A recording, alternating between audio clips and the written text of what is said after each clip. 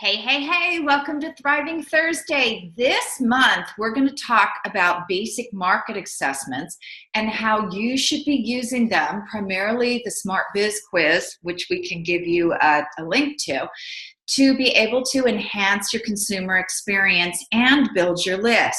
So today, we're going to start out with marketing assessments for new markets. Now, the assessment for marketing is your best tool to success.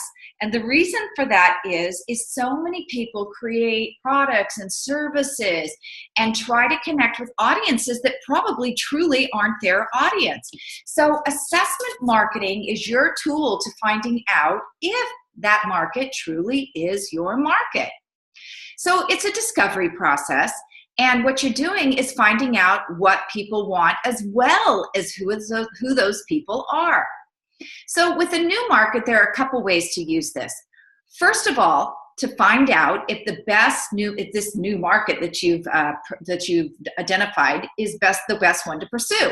And what that means is sometimes a market you identify isn't a good market to pursue.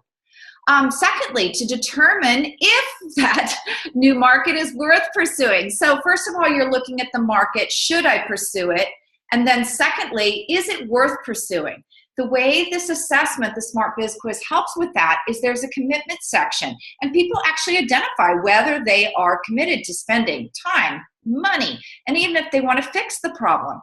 One of the things that we get into as entrepreneurs is we have these wonderful, brilliant ideas, especially in phases like health and beauty and fitness and, the energy healing world.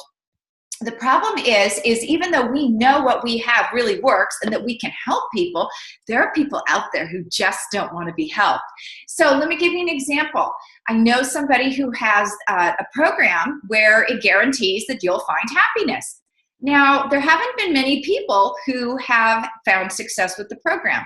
First of all, happiness is subjective. So it's hard to tell what actually makes people happy. What makes me happy probably doesn't make you happy.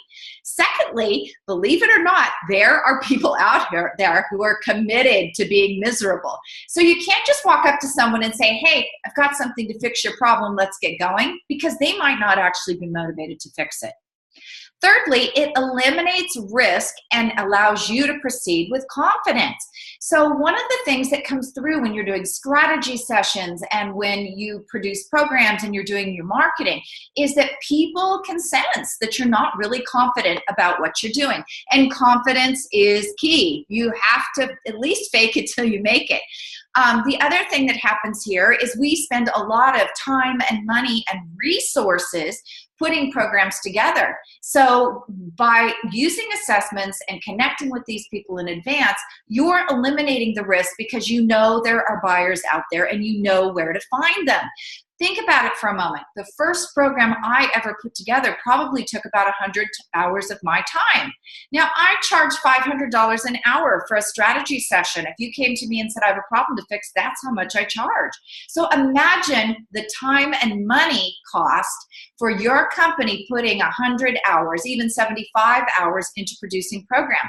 Then look at the money costs running the campaign. You have to hire a VA. You need to hire a copywriter. You need to hire all of those people who actually run the marketing and make it work. So it's far better to know in advance what you're doing and how to do it than it is to not. So what you're finding out in the new market is your ideal market the right market?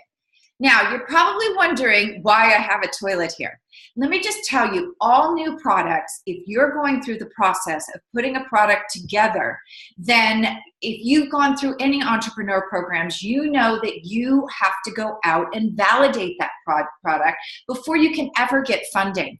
Same goes for yourself if you're not looking for funding. You still want to validate that product to minimize your risk.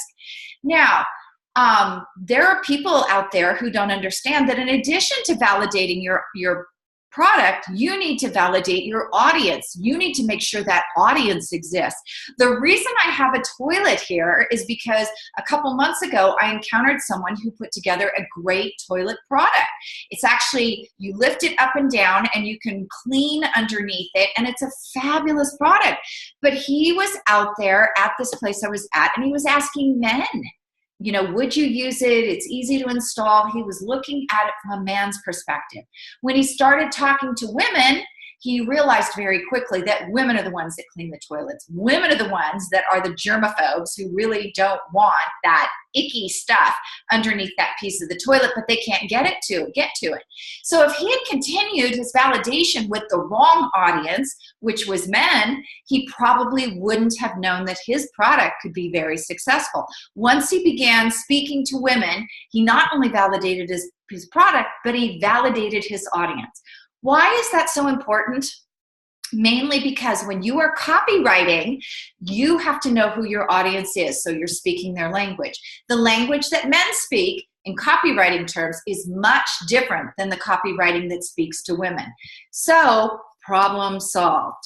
Remember, if you're not fully building out your funnel, you're leaking clients and revenue. Talk to you soon.